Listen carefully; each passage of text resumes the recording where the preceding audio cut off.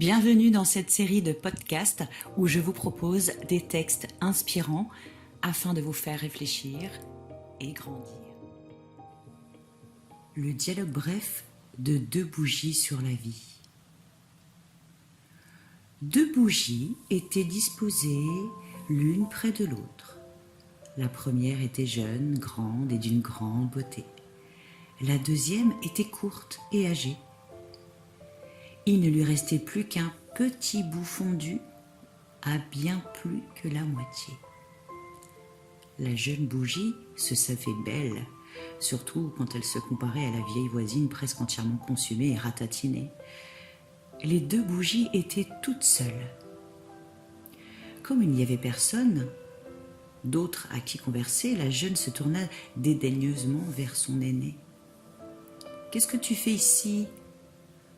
Comment oses-tu rester près de moi, toi qui es laide et presque toute brûlée ?» « Ah, soupira la bougie âgée, tu parles de beauté. Mais qu'en sais-tu ? Tu n'as que très peu vécu. Mais je vais quand même répondre à ta question. Ce que je fais ici, je suis ici pour te parler de la vraie vie. Crois-tu pouvoir me faire la leçon ? Espèce d'avorton, ricana la jeune bougie. Tu veux me parler d'une façon de vivre qui te rend chaque jour plus petite ? Non merci. Moi, pour ma part, je vais rester grande et belle. Il y a très longtemps, je pensais comme toi. Sais-tu que de moi, il reste bien plus que tout ce que tu vois ? Répondit en souriant la vieille bougie. Mais de quoi tu parles ? Rétorque la petite jeune.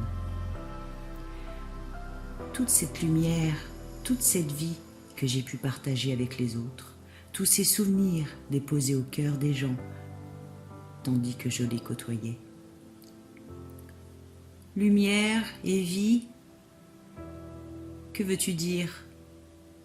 Justement, tu ne le sauras que lorsque tu auras suffisamment vécu, comme moi. Mais d'abord, tu dois aimer et cheminer dans tes relations. Alors seulement tu deviendras ce que tu dois être. On voit de la flamme aux yeux des jeunes gens, mais dans l'œil du vieillard, on voit de la lumière. Victor Hugo.